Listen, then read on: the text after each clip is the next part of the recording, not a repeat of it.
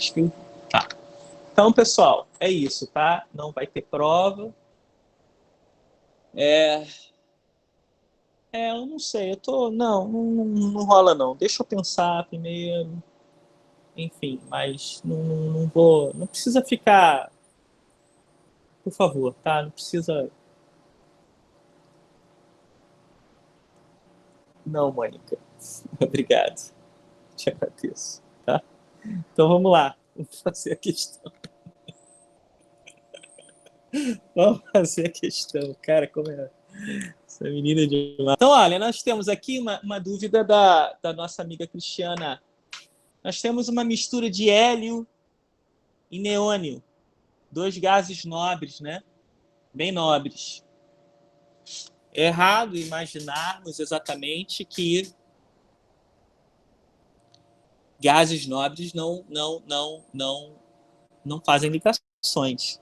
Claro que em condições muito atípicas. Quem estiver conversando aí tudo mais, querendo falar comigo, abram, por gentileza, o áudio, tá? Então, ele diz que você tem um frasco de 356 centímetro cúbico. Cristiana, automaticamente eu vou passar isso aqui para decímetro cúbico. Então, eu divido por 1000. Por quê? O decímetro cúbico equivale a litro. Então, isso aqui, linda, corresponde a 0,356 decímetro cúbico. Que isso aqui equivale a 0,356 litros. Pronto, eu passei para litro. E ele diz que pesa. Não pesa. Tem uma massa total. Essa sim é o português certo. Então, a massa do hélio mais a massa do neônio é igual a 0,148 graminha. Aqui, temperatura. O processo está a uma temperatura de 20 graus Celsius. Opa! Uma temperatura relativamente baixa, né? Quase ambiente, né? Ou seja, corresponde a 293 Kelvin. Eu vou deixar o esqueleto da questão e aí vocês continuem, tá? Perfeito. E ele tem uma pressão de 748 torr de Torricelli. Então, você tem um manômetro aqui de 748 torr. Senhores, 1 atm, vamos lá, 1 atm corresponde a 760 milímetros de mercúrio e que corresponde a 760 torr. Estou aqui fazendo a questão, mas estou pensando em uma outra coisa. Faz um favor para mim no final, eu estou levando algumas coisas para o escritório.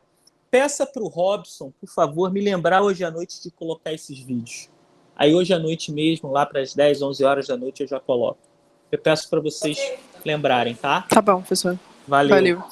Ó, prestem atenção numa coisa. 748 torr é menor do que 760. Então, essa pressão aqui é menor do que 1 atm. Essa pressão aqui corresponde a uma pressão menor do que 1 atm. Ora, se está baixa a pressão e a temperatura relativamente alta para para um processo micro, isso aqui trata-se de um comportamento de um gás ideal. Olha aí, ó. Perfeito. Bem, determine a massa e a fração molar de hélio. Bem, ele quer saber a massa de hélio e ele quer saber a fração molar de hélio. O que é fração molar do hélio? É o número de mol de hélio sobre o número de mol total. O que nós vamos fazer? Tá? Tem pessoas aqui me pedindo para entrar. O que eu vou fazer primeiro? Olha, eu vou deixar aqui, no final eu tiro cópia e mando para vocês. Primeiro passo. Professor. Oi. Desculpa interromper, tem gente pedindo para entrar. Eu imagino que eu estou olhando aqui, eu vou ficar de pé. Manda a galera entrar. O primeiro passo que eu vou fazer aqui, aí eu fico olhando aqui. Primeiro passo. Eu vou calcular cálculo do número de mol total. Eu vou deixar tudo indicado, tá? Então, a pressão é 748 torr. 748 dividido por 760. Vezes PV/NRT. PV/NT/RT.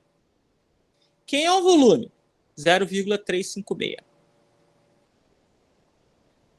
Número de mol total. Quem é o R? Eu fiz exatamente essa conversão para usar o 0,08206. 0,08206, que multiplica, qual é a temperatura? 293. Pronto. Eu já tenho aqui, peço desculpas, Ingrid. Eu já tenho aqui o número de mol total calculado. Então, isso aqui, em vermelho, esse Vzinho aqui, ó, já está certo. Segundo passo, eu vou pegar isso aqui, ó. Eu tenho o número de mol total. Eu vou pegar isso aqui, ó. Vou fazer Ctrl+C, Ctrl+V e vou botar na outra folha. Ok? Senhor Gabriel Prates, desculpa. Então, vamos lá. Então, eu tenho o seguinte. Eu tenho que a massa de hélio mais a massa de neônio é igual a 0,148 graminha. E eu tenho, queridos, o número de mol total. Vamos supor nada. Eu vou calcular aqui, tá? 748 dividido por 760. Hoje vocês vão ver tudo de termoquímica. 356 divide 356, multiplica 0,08206, 293, multiplica, divide. Isso aqui dá 1,46. Isso aqui dá 1,46 vezes 10 elevado a menos 2 mol. Queridos, o que significa isso aqui? Significa que o número de mol de hélio mais o número de mol de neônio é igual a 1,46 vezes 10 elevado a menos 2 mol. Eu tinha duas maneiras de fazer. O que eu ia fazer? Ó? Vamos pensar. Eu fiz Ctrl+C, Ctrl+V disso aqui e botei aqui. Eu posso passar isso aqui para número de mol de hélio, mais o número de mol de neônio, vai dar alguma coisa que não é a massa. Ou eu posso pegar essa relação aqui, ó, e passar para a massa. Como assim, Grilo? Nós calculamos que o número de mol de hélio, isso aqui é dado do problema, informação do problema. Nós calculamos que o número de mol de hélio mais o número de mol de neônio é igual a 1,46 vezes 10 elevado a menos 2. O que é número de mol? É a massa, que no caso é hélio, dividido pela massa molar, 4. Mais, o que é número de mol de neônio? É a massa de neônio dividido pela massa atômica do neônio, que é 20, é igual a 1,46 vezes 10 elevado a menos 2. Deixou de ser mol. Porque a partir do momento que eu vou tirar o NMC, eu vou ter uma nova relação. Ou seja, eu tenho duas equações, a de preto e agora a de vermelho. E duas incógnitas. Professor, desculpa, esse 1,46 vezes 10 a menos 2, esse número o senhor achou aonde? Tá Onde eu na achei? Questão? Aqui, claro, perfeito. Eu achei exatamente no número de mol, linda. E o que é o número de mol total? É o somatório desses dois gases, o número de mol do hélio com o número de mol de neônio. Eu achei esse valor, é o total dele. Tudo bem? Se o número de mol é a massa sobre a massa atômica, porque é um gás nobre, então eu tenho essa relação aqui. Tudo bem, Cristiana? Sim. Show. Então eu tenho duas equações, duas incógnitas, pronto. Eu calculo a massa de hélio, um sistema linear simples e direto. Eu calculo a massa de hélio e a partir disso eu calculo, vai me dar trabalho, o número de mol de hélio o número de mol de neônio e calculo a fração molar do hélio. Tudo bem? Ok? Bem, número de mol de neônio nem preciso, né? Israel. Seja bem-vindo, Israel. Ok, pessoal? Tranquilo? Então, é trabalhoso. É trabalhoso. Se vocês quiserem, isso está no meu PDF que eu enviei para vocês do livro. Eu acho que essa questão fica lá. Eu acho. Tenho quase certeza. Tá bom? Bem, queridos, vamos continuar e vamos dar aí um...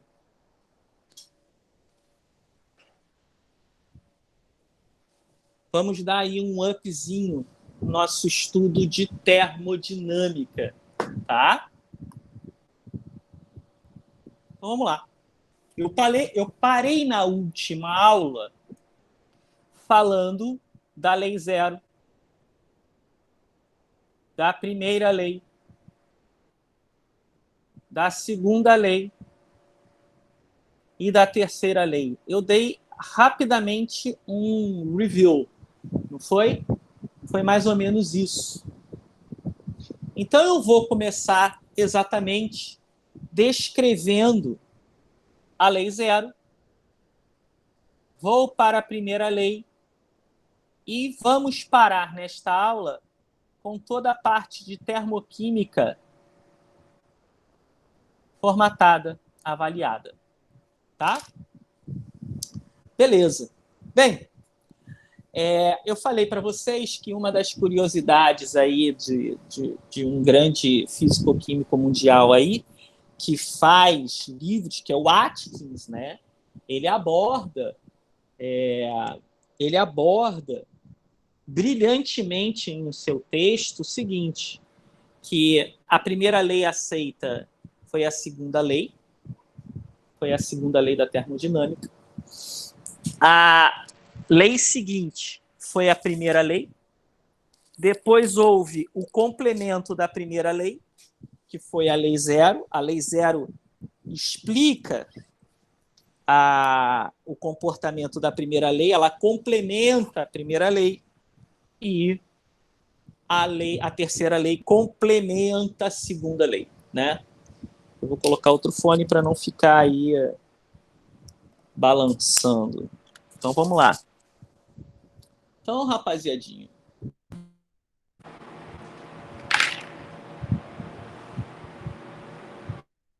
Então, galera, estão me ouvindo? Então, né? Show? Alô? Sim. Show. Então, vamos lá. Beleza. Infelizmente,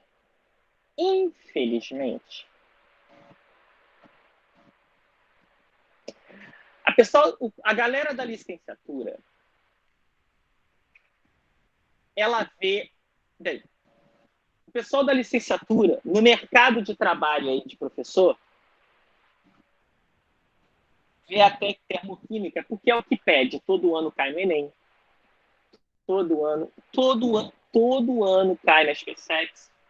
Todo ano cai em tudo que é lugar. Caiu aqui alguma coisa. Todo ano cai em alguma prova militar, vestibular, UERJ, Enem.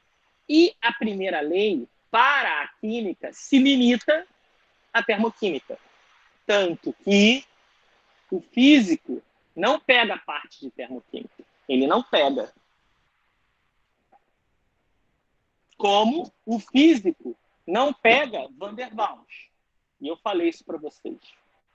Bem, a lei zero, ela também é conhecida como o equilíbrio térmico. Acho que eu já falei para vocês rapidamente.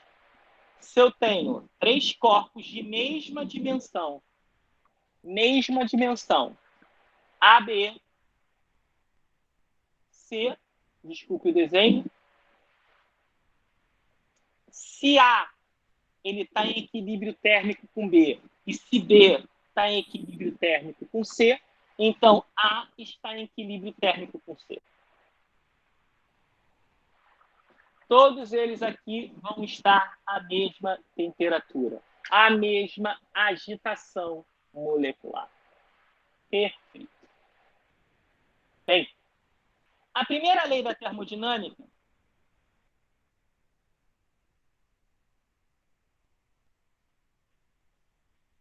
trata-se exatamente. Eu já cheguei a falar isso com vocês, certo? Já, pessoal? Já, né?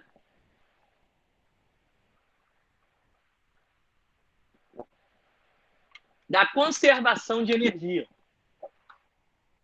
Da conservação de energia.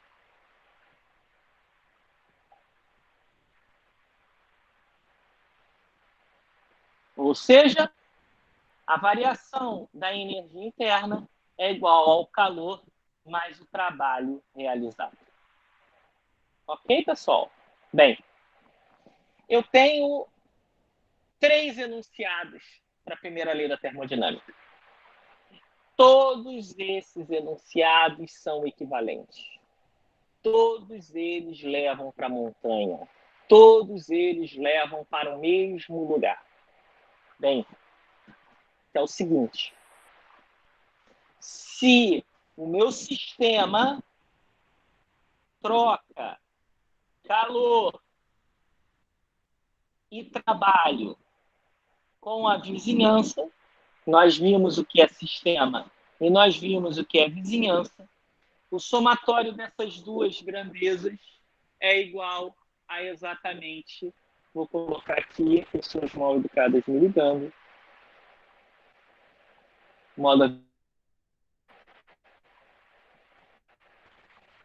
o somatório da quantidade de calor e do trabalho realizado entre o sistema e a vizinhança vai ser exatamente a variação da energia interna. Perfeito. Segundo enunciado da primeira lei da termodinâmica, se eu estiver em um sistema cíclico, ou seja, eu tenho um início e tenho um fim, que é o mesmo. O mesmo processo, início e fim.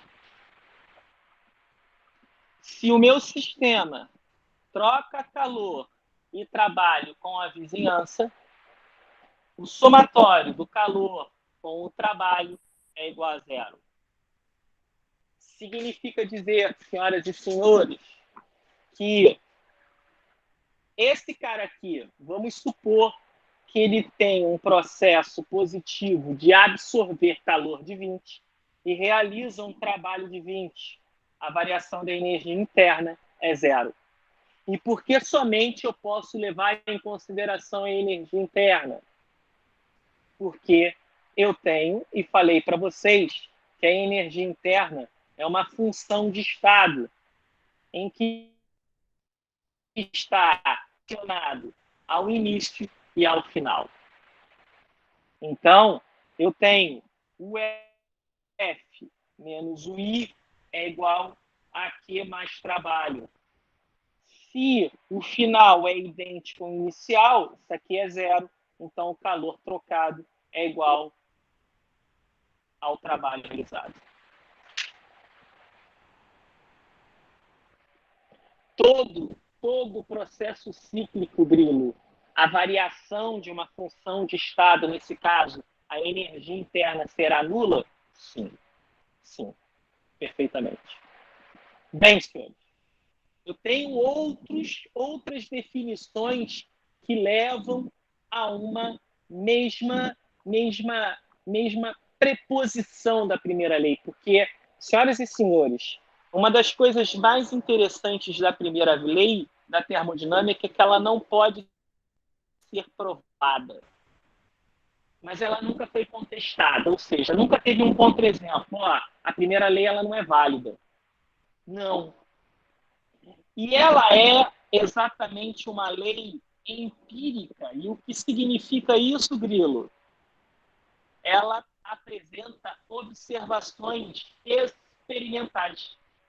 E até o presente momento, desde 1860 e blá blauzinho, até hoje, até o século XXI, até o dia 27 de abril de 2021, não houve nenhum contra-exemplo. Ou seja, essa lei é válida a partir de observações da natureza. Beleza. Olha, é importante falarmos de calor? Gente, por favor, me situa aí. Eu já falei de quantidade de calor para vocês? E trabalho? Sim ou não? Abre o microfone aí, vai, me ajuda aí. Sim ou não, galera? Repete, professor, desculpa. Eu cheguei a falar com vocês sobre calor e trabalho? Sim ou não? Quem estava aí nas últimas aulas, gente? Eu não estava nas duas últimas. Se eu não me engano, você não chegou a falar, Eu não. acho que não, professor. Não, né? Tá legal, Eu falei para outra turma. Vamos lá. Beleza. Bem, então desculpa. Quantidade de calor, vamos lá. Quantidade de calor é o que eu troco entre o sistema versus a vizinhança. E essa quantidade de calor, ela pode ser absorvida ou ela pode ser repelida.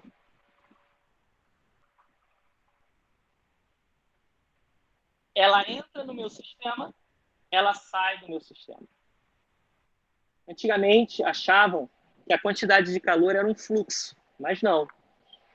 Que entrava e, obviamente, ocupava certos espaços dos poros, né, dos vazios, mas não.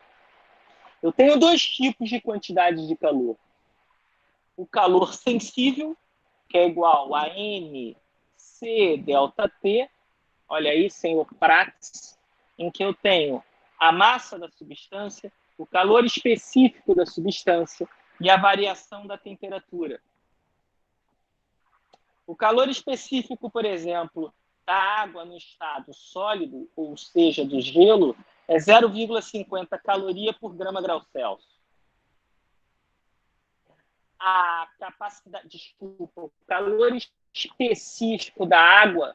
O calor específico da água, no estado líquido é 1 caloria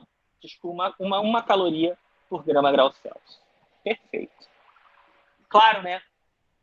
Isso aqui, a capacidade calorífica, ou também eu posso colocar em função da capacidade calorífica, há uma diferença do calor específico da capacidade calorífica.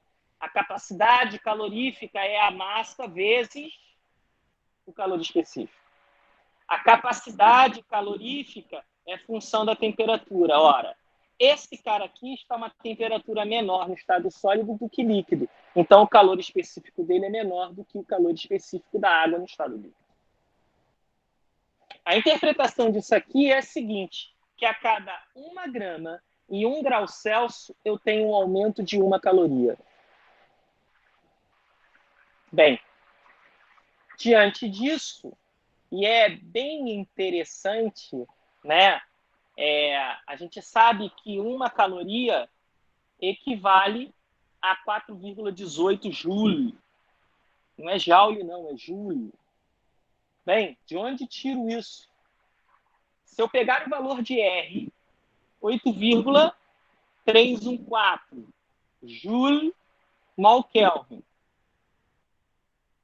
e dividir por um outro valor de R constante dos gases. É por isso que nós estudamos exatamente a termodinâmica em função do comportamento ideal. Se eu pegar 1,987 cal mol Kelvin, olha aqui, simplifica isso aqui. Isso aqui vai dar aproximadamente 1 caloria. 1 caloria corresponde, é só você dividir, a 4,18 joule. E eu tenho essa conversão aqui que é mundial. Olha que coisa legal. Bem, trabalho. Trabalho a nível mecânico é menos a força do deslocamento. Senhoras e senhores, é errado eu colocar derivada no calor e derivada no trabalho. Eu posso expressar a primeira lei de duas maneiras. A derivada da energia interna é igual ao calor mais o trabalho. Onde essa letra aqui trata-se de um gradiente transiente. E o que é isso? Vamos supor que eu faça uma viagem, eu e dou carona, por exemplo, vamos lá, para Thaís. Grilo, Thaís. A gente sai do Rio de Janeiro e vai a São Paulo. E aí, no outro carro, nós vamos marcar com os outros dois colegas. Vai estar a Ingrid no outro carro, a Ingrid, e vai estar o Rafael.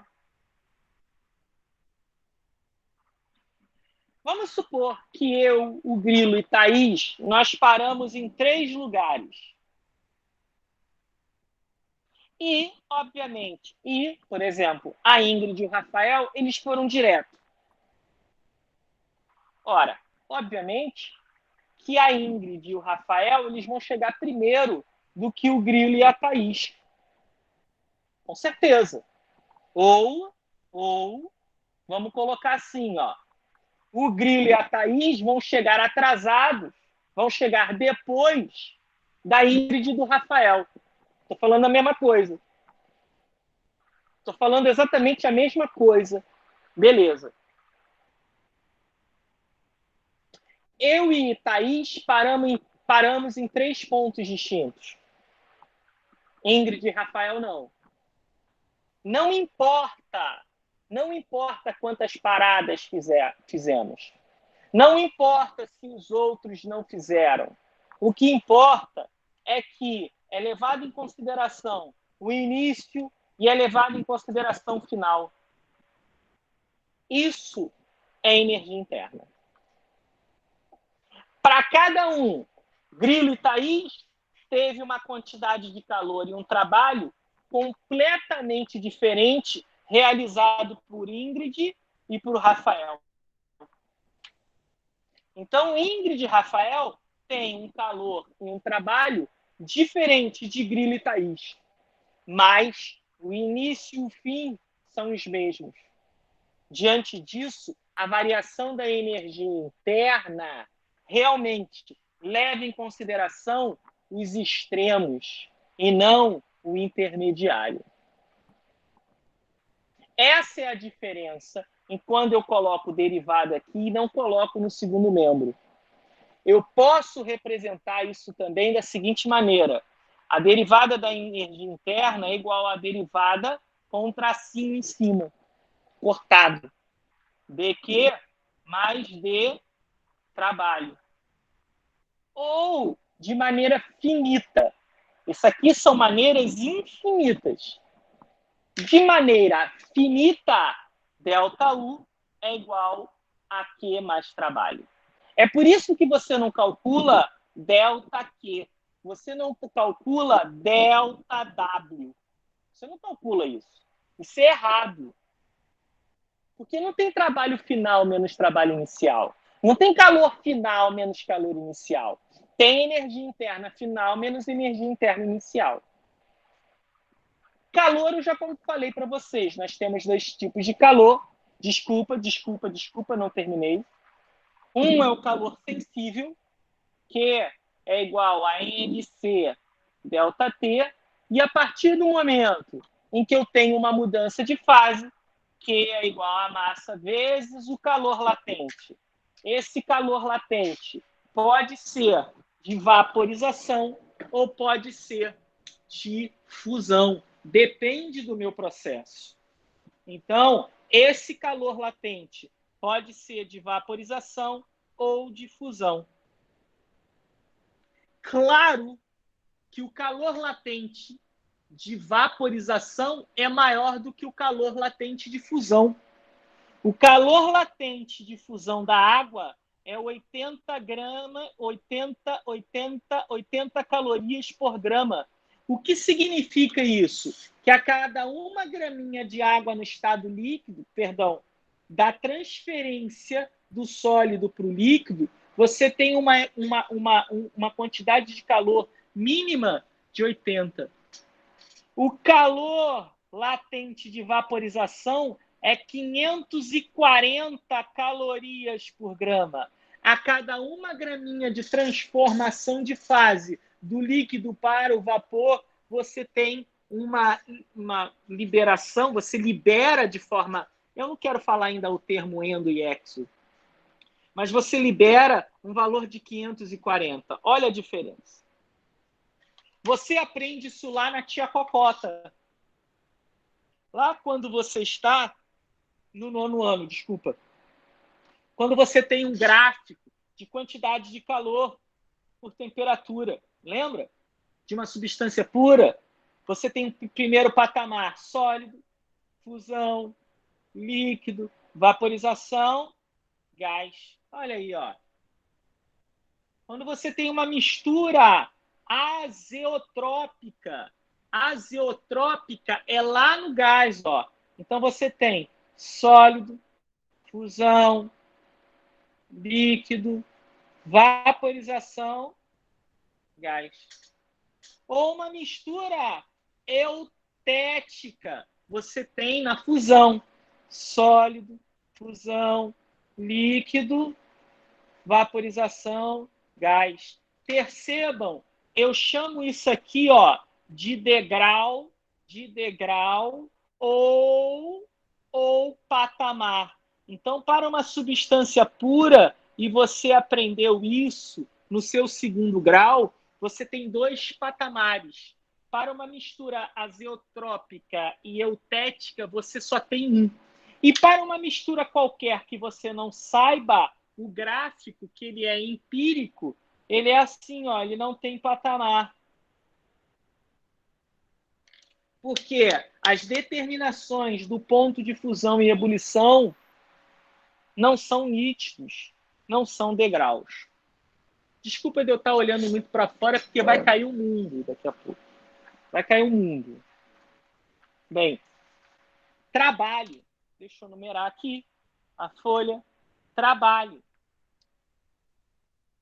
E aí, se vocês quiserem, podemos marcar aí semana que vem o aulão do Grilão no domingo e a gente faz exercícios de termodinâmica, tá? Esse domingo não vai dar, porque eu estou de mudança. C, folha C. Bem, trabalho. Vocês aprendem um trabalho mecânico.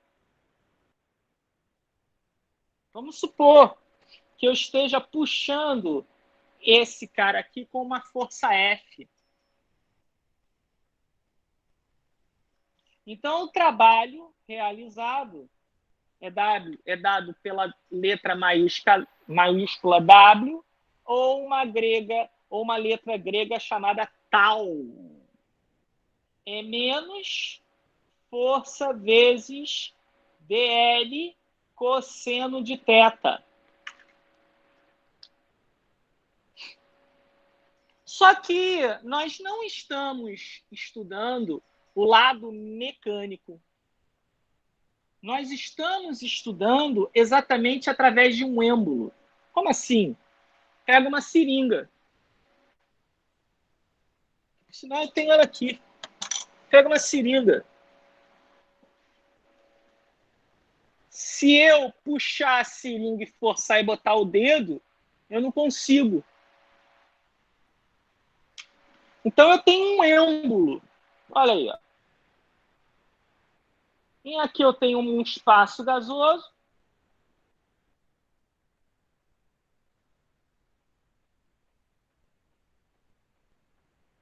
E aqui eu faço uma força. E aqui, queridos, eu tenho um gás. Ocupa espaço. Então, eu estou falando de um gás. Se eu estou falando de um gás, eu estou pressionando isso. Eu estou fazendo uma força aqui, ó. Estou fazendo uma força. Perfeito. Ora, vamos lá? Vamos lá. O que é pressão? Não é força dividido pela área? Eu vou isolar a força. Força é igual a pressão vezes a área. Vou substituir aqui, ó. Trabalho é igual a menos a pressão vezes a área, vezes o deslocamento, vezes o cosseno de θ. Se eu levar em consideração que isso aqui, ó, pelo meu eixo, faz um ângulo de 180, cosseno de 180 é menos 1. Menos 1 com menos com menos, mais. Então, trabalho, lindos, é igual. Ou, se eu quiser levar em consideração que isso aqui, em função do mesmo eixo, seja de 0, cosseno de 0 é 1. Beleza. Diante disso, eu tenho, ó, menos P A vezes dl, que é o comprimento. O que é área vezes comprimento? Volume. Menos P delta V.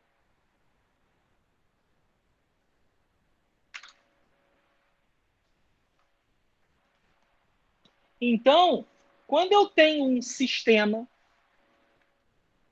e obviamente separado de sua vizinhança, eu tenho algumas convenções importantes.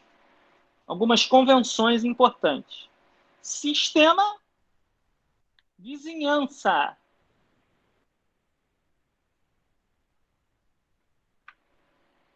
Se o sistema absorve calor, eu vou considerar como positivo este valor do calor. Se o sistema liberar energia na forma de calor,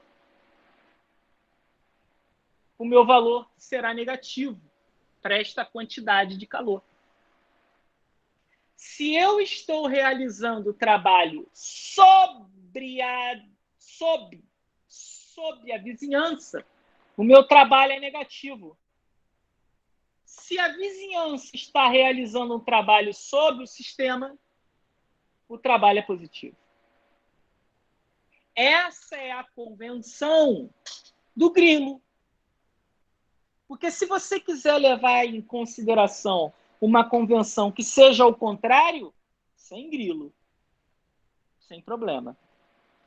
Diante disso, o sistema está fechado. Olha aí, ó. Olha a primeira lei da termodinâmica. Delta U é Q mais trabalho.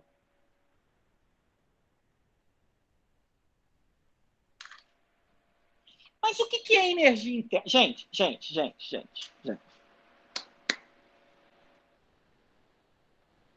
A fisicoquímica ela tem dois pilares. Um é a cinética química, que está preocupada com o tempo. Outra trata-se exatamente em determinar essas energias, calor e trabalho. Só que é muito difícil eu calcular a energia interna, gente. Vamos supor, rapaziadinha, vamos supor que eu esteja, ó, eu estou pintando esse quadrado aqui dessa matéria. E que matéria é essa? Celulose, é papel. E eu quero calcular nesse quadrado que eu pintei de preto e marquei de preto, eu queira calcular a energia interna disso aqui. É muito difícil. Por quê? O que é energia? Não é possível definir energia, mas colocamos exatamente como uma função de estado, em que, desculpa, energia é a capacidade de produzir trabalho, de realizar trabalho. Tá. Mas nessa região marcada aqui, eu tenho várias formas de energia. Energia potencial, energia cinética, energia térmica, energia nuclear, do núcleo, energia das moléculas, molecular, energia de ativação. Tudo bem que está ligado exatamente à cinética química, mas não deixa de ser uma energia. Senhores, a energia interna é o somatório disso aqui. Ora, dá para ver que esse parâmetro termodinâmico é muito difícil de ser calculado. Mas podemos ter uma ideia dos outros parâmetros termodinâmicos que não têm um somatório de todas essas energias. Outra energia aqui, a energia de ligação entre as moléculas de celulose, faz com que isso aqui fique compacto. Então, eu tenho aqui, eu citei algumas energias. 1, 2, 3, 4, 5, 6. 6 e um 7 ali puxando para a cinética. Eu tenho 7 energias. Você mensurar essas 7 energias é muito complicado, galera. Diante disso, nós temos funções de estado secundárias. E uma delas, que é exatamente o nosso estudo de hoje, trata-se da termodinâmica. Termoquímica. Eu poderia estar aqui escrevendo, mas como a aula está sendo gravada, o que é termoquímica? A termoquímica, ela é um dos ramos da termodinâmica, mais propriamente da primeira lei da termodinâmica, que mede a quantidade de calor em um processo químico. E um processo químico, ele é regido por uma reação química. Então, você consegue calcular a quantidade de calor de um processo químico representado por uma reação química através da termoquímica. Através de uma função de estado que não pode ser energia interna. E essa função de estado chama-se entalpia.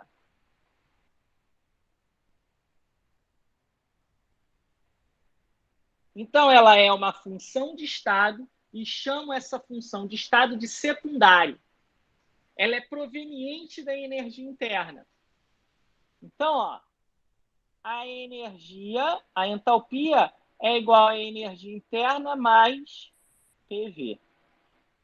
Vou chegar a isso aqui. Tá bom? Beleza. Então, olha aqui, pessoal.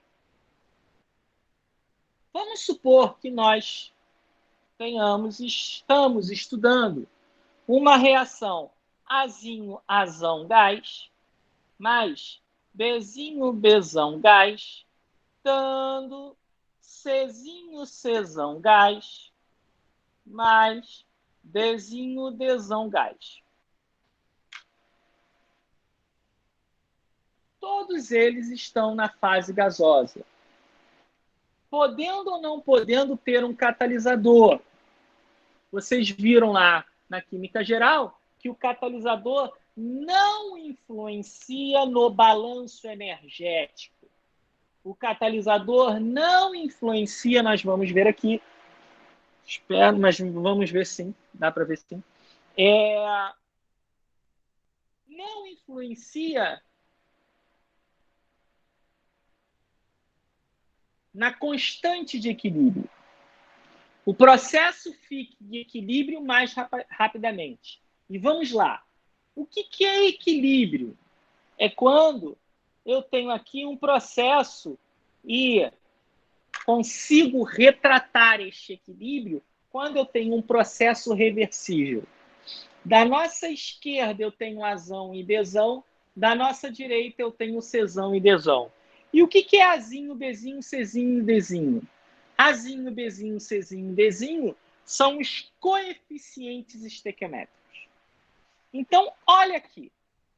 Eu tenho em um sistema fechado, ó, e todo sistema fechado eu tenho um processo reversível. Eu fechei a minha panela. Eu vou ter aqui, ó, uma entrada ou uma saída de calor, que pode ser positivo entrando, negativo saindo. E como é que eu calculo esse processo? Eu calculo exatamente através da entalpia, em que esse H, eu peço desculpas, ele veio de um nome alemão. Então, olha o que eu vou fazer. A partir da primeira lei da termodinâmica, ΔU é igual a Q mais trabalho. Quem é a variação da energia interna da reação? Energia interna dos produtos menos a energia interna dos reagentes. É igual a Q. O que é trabalho? Menos P delta V. Se eu tenho delta de um lado, eu tenho que ter do outro. O P menos o R é igual a Q menos P, volume dos produtos menos o volume dos reagentes. O P menos o R é igual a Q menos PVP menos com menos mais PVR. Vou passar esses dois indicativos aqui para o primeiro membro. Então, eu tenho UP mais PVP menos UR menos PVR igual a quê? UP mais PVP, vou botar o menos em evidência. UR mais PVR é igual a quê? O que é isso aqui? H. H dos produtos menos. O que é isso aqui? H. H dos reagentes é igual a quê? O que é produto menos reagente? Produto é o final, reagente é o início. Então, isso aqui é ΔH. É igual ao calor trocado em um processo químico e ele ocorre a pressão constante. Está aqui. Eu acabei... Ó, sumiu a energia interna. Então, eu consigo, sim, mensurar a quantidade de calor de um processo químico regido por uma reação química a partir do ΔH. Há uma outra maneira mais clássica. Se vocês quiserem, eu posso deduzir. Que é essa aqui.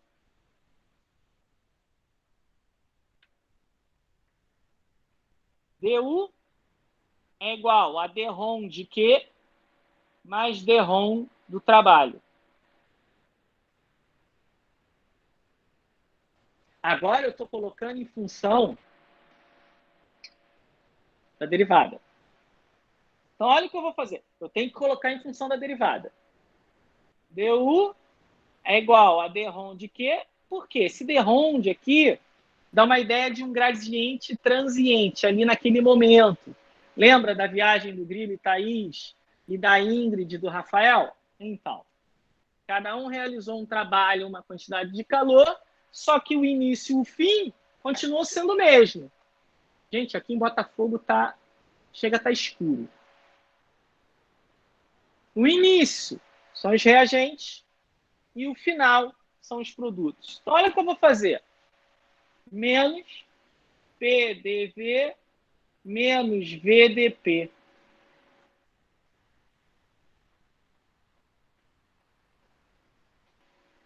Vamos guardar essa equaçãozinha aqui.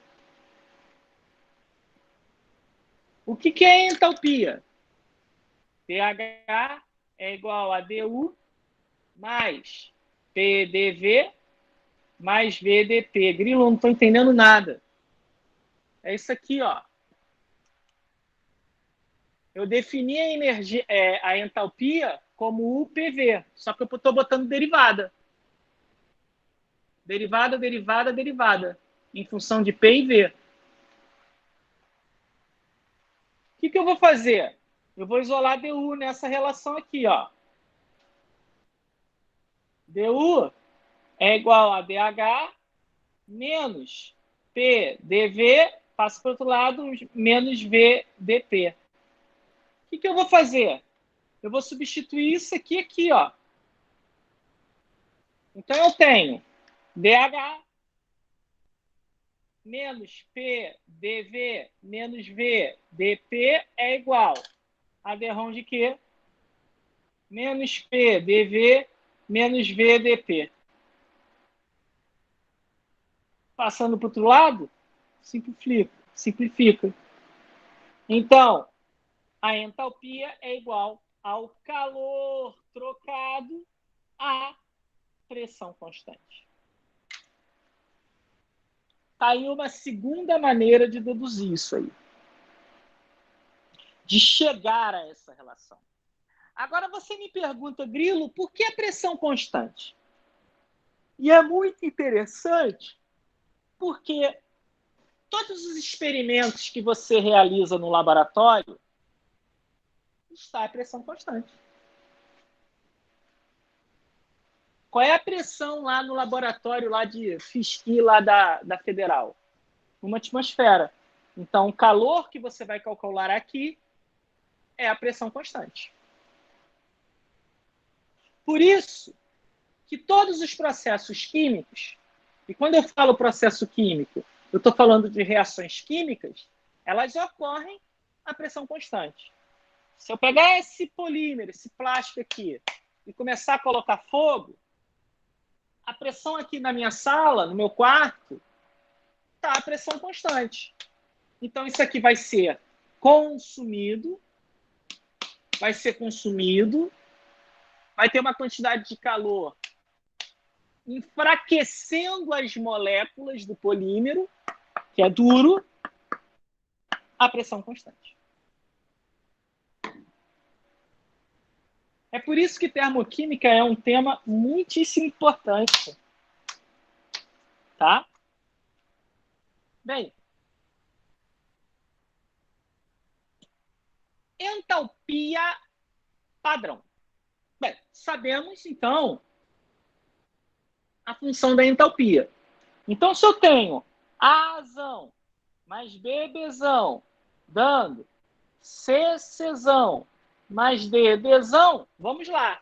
Como é que eu calculo o ΔH de uma reação, de um processo químico?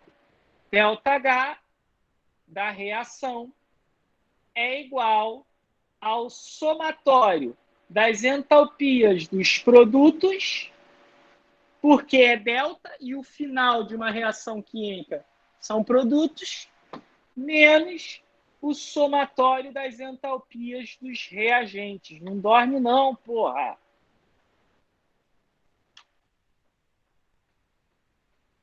Beleza. Se eu melhorar ainda mais esta relação, eu tenho o seguinte: ΔH da reação é igual. Quem são os produtos? C e D.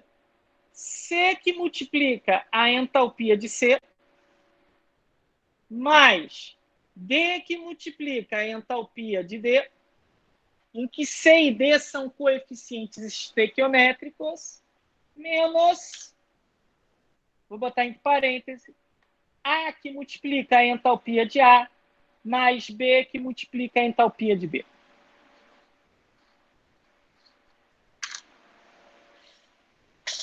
E aí, queridos, você tem aquela coisa de ΔH padrão. Eu vou padronizar para eu calcular o ΔH de uma reação química. Esse padrão, ΔH, vou escrever, ó, ΔH padrão. O padrão, ele é simbolizado por esta bolinha aqui, ó. Esta bolinha. E o que significa essa bolinha? É que está padronizado a duas condições. Quais são essas condições? 1 bar e 25 graus Celsius. Então, toda a entalpia calculada em um processo químico, ele está a uma pressão de 1 bar, que equivale a uma atmosfera, e uma temperatura ambiente de 25 graus Celsius. É isso.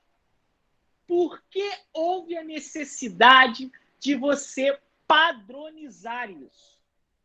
Porque, obviamente, os processos termoquímicos, as reações químicas, elas estão, obviamente, colocados a temperaturas bem mais altas do que a 25 graus Celsius, Lino. Muito mais altas do que a 25 graus Celsius. Quantas vezes você já fez um problema de estequiometria em que ele fala da combustão do pentano, da combustão do metano, da combustão do monóxido de nitrogênio, da combustão do monóxido de carbono? Porra, isso não foi a 25.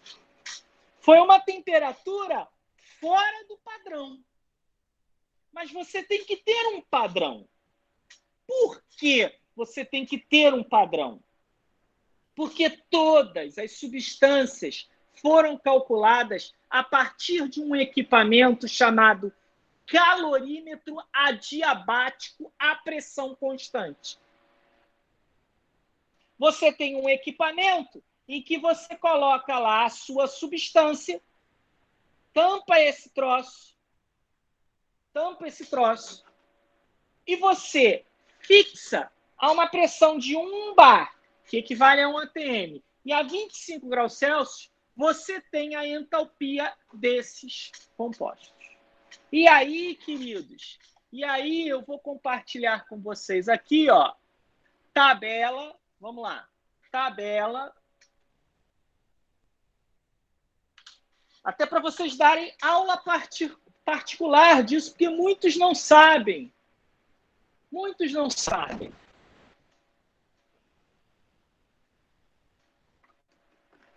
Tabela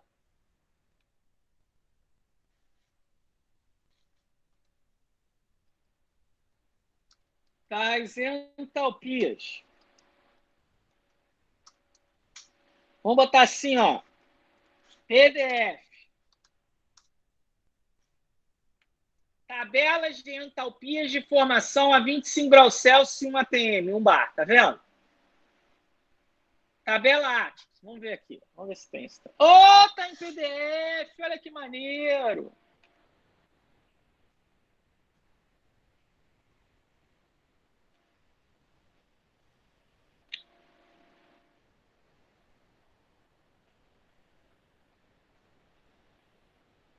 Ah, isso aqui é a parte final do livro. Show de bola. Vou até salvar aqui pra gente.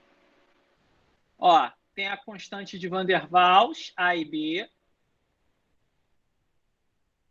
Olha a entalpia aí, ó. Aqui. Ó, tem a entalpia do CO2, menos 393,51. Olha a entalpia do radical metil. Olha a entalpia do etano. E como isso foi calculado? Primeiro, fixando esses parâmetros, a 298 e 1 bar. Então, nós temos aqui, olhando para o papel, nós temos isso aqui, ó.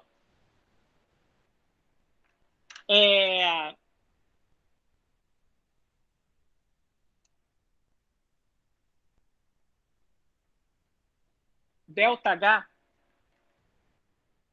DH é igual ao calor à pressão constante, certo? Você aprendeu lá na tia Cocota. Olha que coisa legalzinha. Que calor é MC ΔT. Então, ó, DH, isso aqui é MC ΔT. Então, o que é DH? M, não é calor a pressão constante?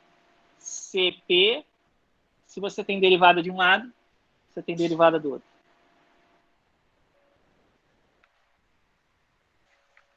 Olha que legal.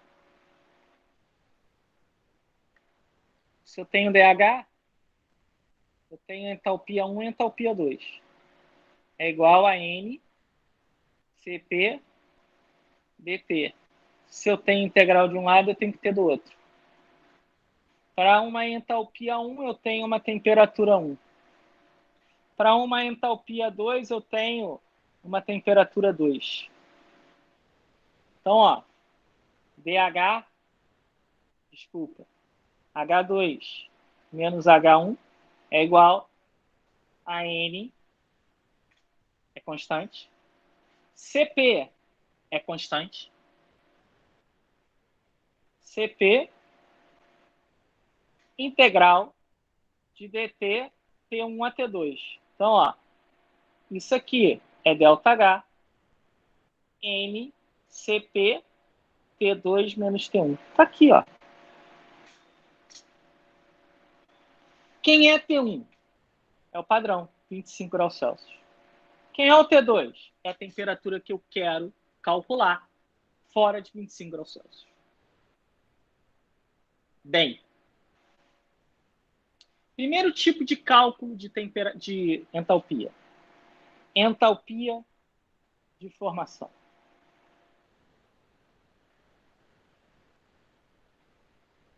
Daqui a pouco eu volto para isso aqui.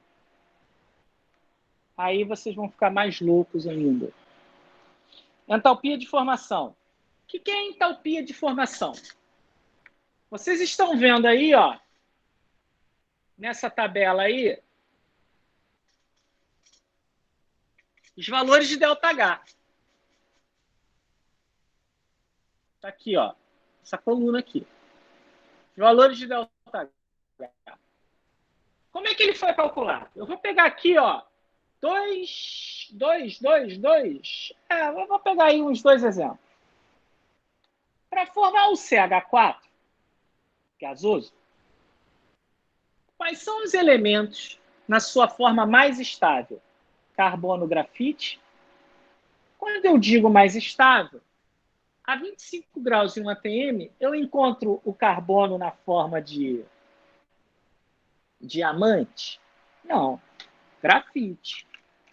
Tá aqui, grafite. E como é que eu encontro o hidrogênio? Na forma de H2, gás. Vou balancear. Um carbono, 4, aqui tem 2. Então, ΔH, olha aqui, ó, é a entalpia do CH4 menos a entalpia do carbono grafite menos 2 vezes a entalpia do H2. Está no estado padrão? Está. O que eu vou fazer? Bolinha, bolinha, bolinha, bolinha. Qual é a entalpia do H2 na sua forma mais estável? Por convenção, sal é zero. Qual é a entalpia do carbono na sua forma estável? Que padrão é esse? 1 atm, 25 graus Celsius, eu encontro ele na forma de grafite. Então, ele é zero. Então, o ΔH da reação é igual à entalpia do CH4. Está lá, calculado. Menos do CH4, menos 74,81. Porque eu levei em consideração que a sua forma estável é zero. Aí, vocês aprenderam lá no colégio que a entalpia das substâncias simples é igual a zero. Cara, cuidado. Cuidado. Se as substâncias forem simples na sua forma estável, elas são iguais a zero. Tudo bem. Ozônio é uma substância simples e a entalpia não é zero. Vamos ver se tem aqui. Ozônio. Cadê o ozônio? Ozônio. Não tem, não deve ter ozônio. Oh, olha! O alumínio metálico, ele está na sua forma estável, é zero. Na líquida ele não está. Olha isso. No gás, muito menos. Eu tenho que dar mais energia, mais calor para passar o alumínio do estado para o líquido e para o gás. Eu enfraqueço essa ligação metálica. Olha, vamos ver o oxigênio. Eu quero oxigênio. Está em ordem alfabética. Olha, rapaz. Cobre, oxigênio, flúor, hidrogênio, cadê o bendito? MNO, oxigênio. Olha, rapaz.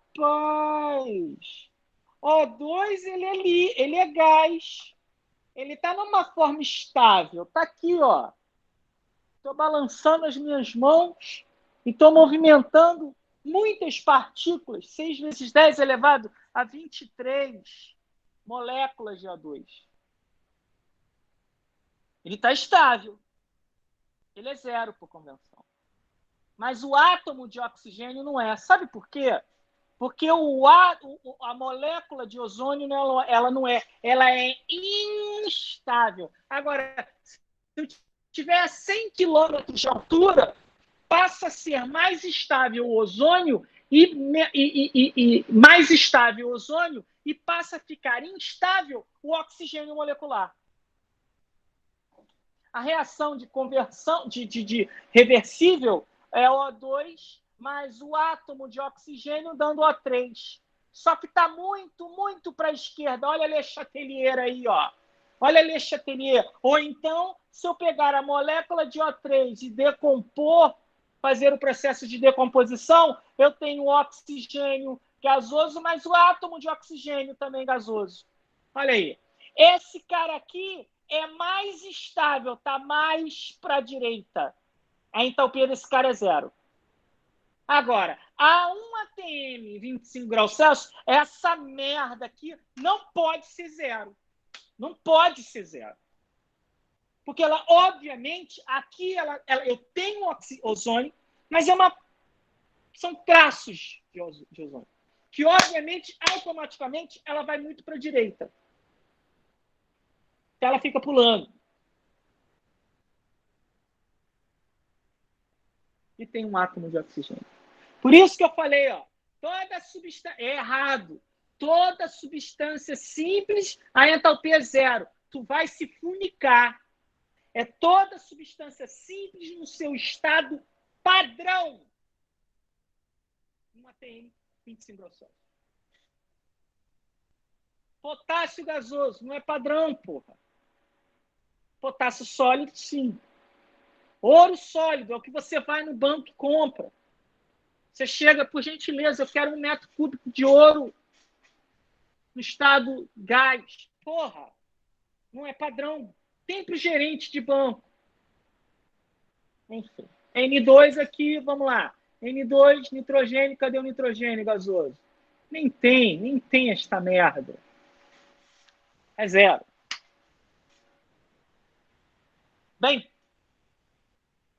entalpia de formação. Entalpia de combustão. E você tem 2 tipos de entalpia de combustão. Geralmente, quando a gente fala de combustão, a gente está falando do hidrocarboneto. O hidrocarboneto, ele é queimado na presença de O2, vai dar CO2 e água, pode dar CO e água, pode dar carbono e água. Todos eles são queima. Para o hidrocarboneto, presta atenção, o ΔH é negativo. Peço licença para ir ao banheiro.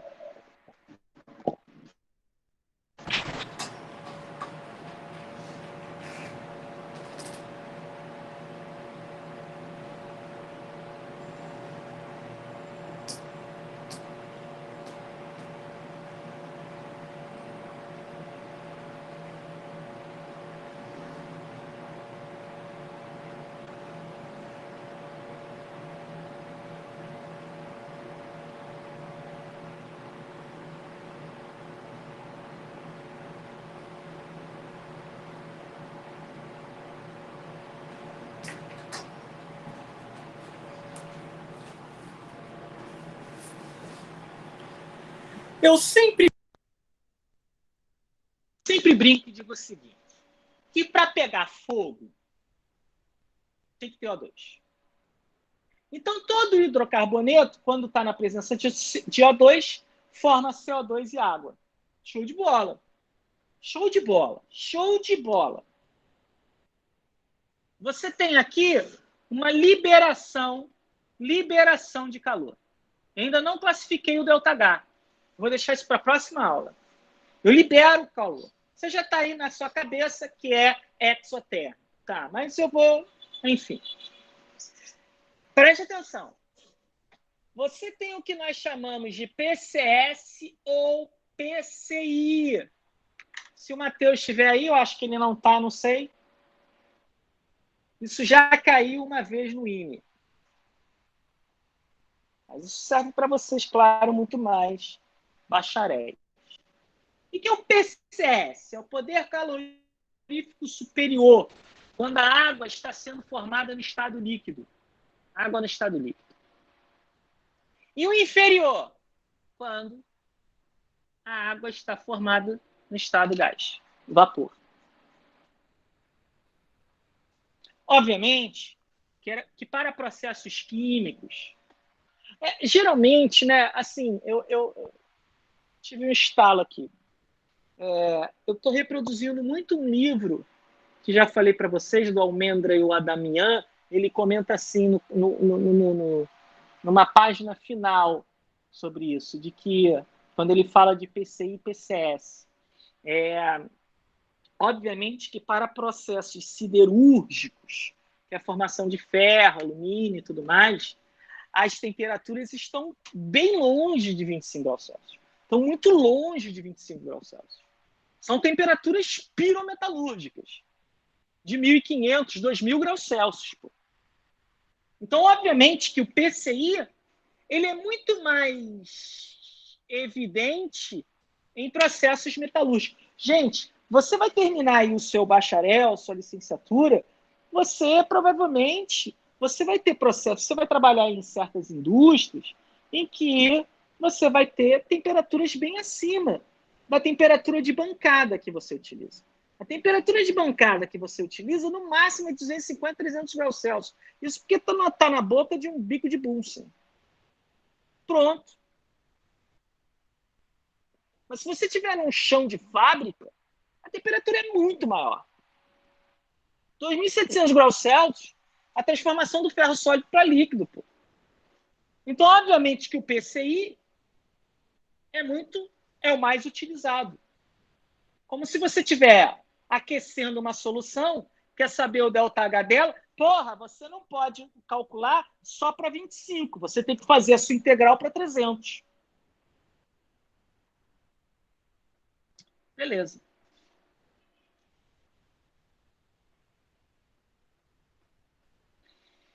Só para deixar e terminar a aula, existe uma lei chamada Lei de Kirchhoff.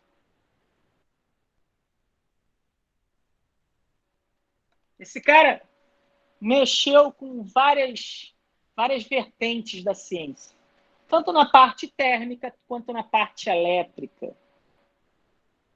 E é a partir da equação de Kirchhoff que você consegue calcular a entalpia fora do estado padrão.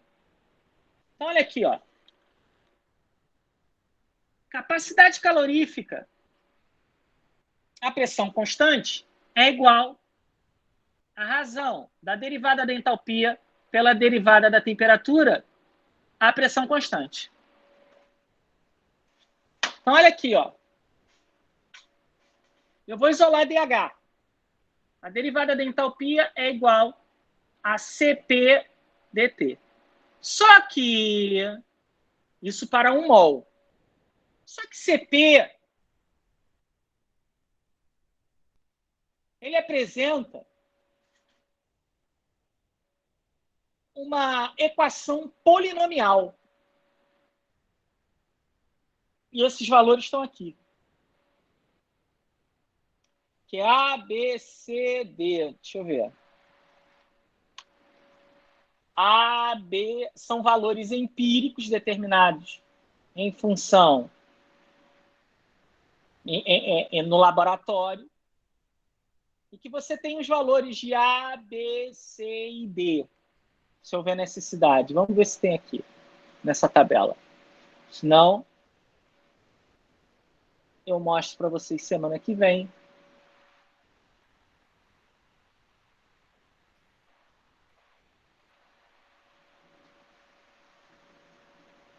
Pô, não tem. Não é esse A e B de... Ah, opa, tá aqui. Ah, tá aqui, ó.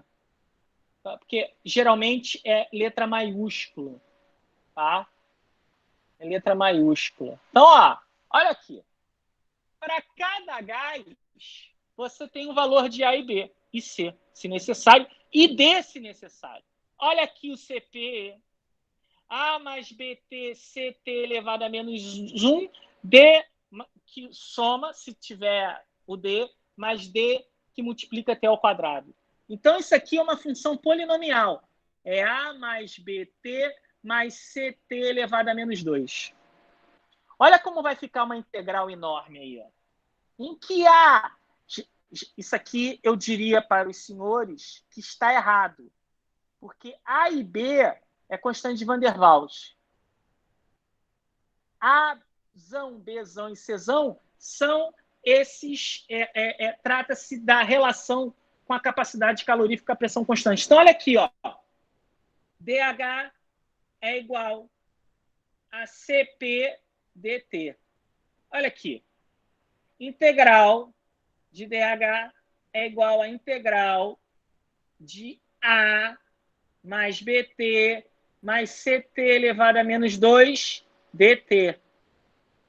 Eu tenho a 298, desculpa, eu tenho H a 298, aqui é a temperatura de 298. E aqui a temperatura T a uma temperatura T.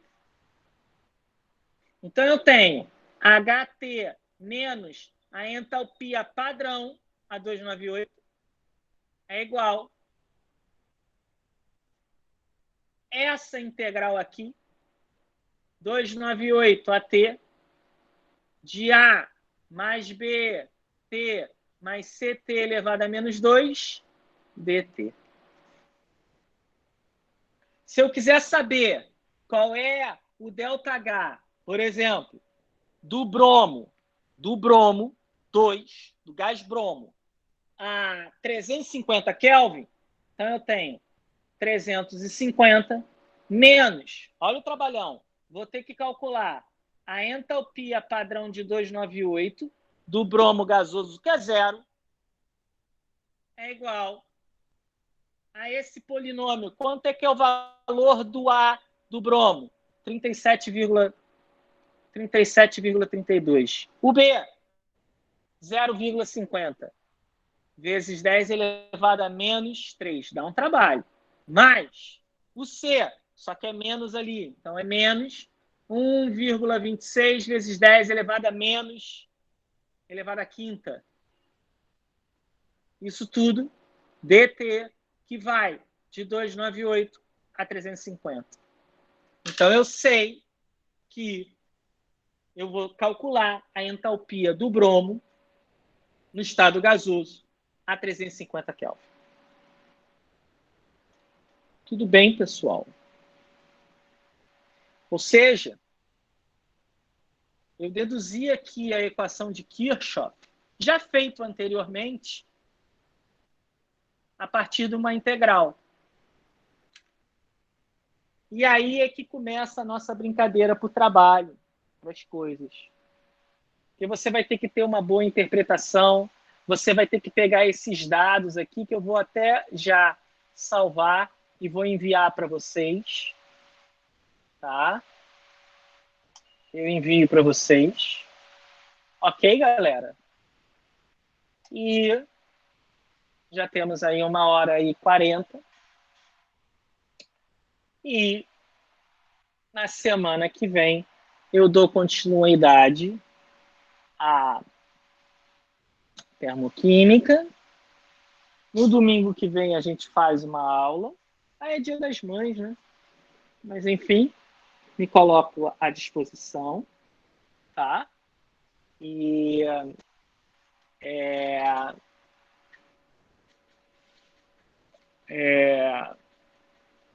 Professor, domingo que vem, que o senhor tá falando dia 2?